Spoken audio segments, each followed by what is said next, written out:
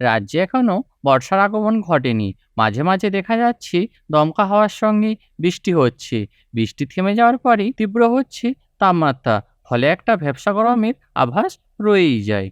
আর এই অবস্থায় বড়রা ক্লান্ত হয়ে যায়, আবার অনেক সময় অসুস্থও হয়ে যায়। তাই শিশুদের ক্ষেত্রে এই সময়টা অধিক ঝুঁকিপূর্ণ। বাড়ির ছোট সদস্যদের আরও সাবধানে রাখুন। সুস্থ রাখতে সর্বপ্রথম তা হলো খাদ্য তালিকায় রাখতে হবে কিছু খাদ্য। তাই চলুন দেখে নেওয়া যাক কি খাওয়ালে শিশুরা সুস্থ থাকবে। নমস্কার বন্ধুরা, আমি অমিত। প্রতিদিনের মতো আজও আপনাদের স্বাগত আপনাদের প্রিয় চ্যানেল প্যারেন্টিং ইউটিউবারে। আজকের প্যারেন্টিং টিপসের বিষয় হলো এই গরমে শিশুদের সুস্থ রাখতে যা খাওয়াবেন।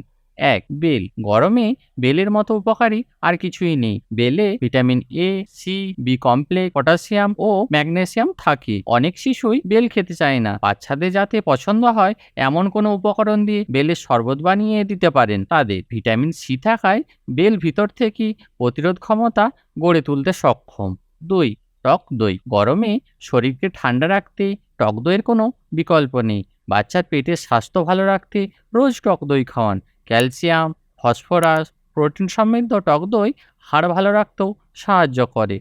টক দই শুধু খেতে না চাইলে তা দিয়ে বানিয়ে দিতে পারেন লস্যি, রায়তা কিংবা সালাড। ৩. ডাবের জল। গরমে শরীরের যত্ন নিতে ডাবের জল খুবই উপকারী। প্রচণ্ড গরমে শিশুদের প্রতিদিনের খাদ্য তালিকায় অবশ্যই রাখুন এই পানীয়। শরীর আর্দ্র রাখার পাশাপাশি বিভিন্ন সংক্রমণ জাতীয় রোগবালাই থেকে শিশুদেরকে দূরে রাখবে। বন্ধুরা, আজকের মতো শেষ করছি। ফিরে আসবো নতুন একটি পর্বে। বাংলায় এরকম আরও নতুন নতুন প্যারেন্টিং টিপস ও হেল্প টিপস জানতে আমাদের চ্যানেলটি সাবস্ক্রাইব করুন ও বন্ধুদের সাথে শেয়ার করুন। ধন্যবাদ।